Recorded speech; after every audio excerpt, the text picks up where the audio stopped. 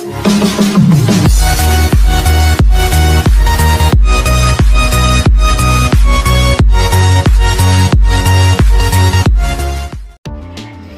araw sa inyong lahat. Ako si Janselik Tabor.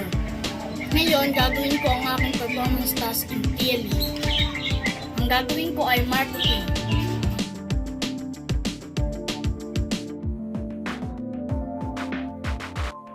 Ang mga kailangan kong gamit ay moist soil with coco bead, kutsilyo, tali, at plastic.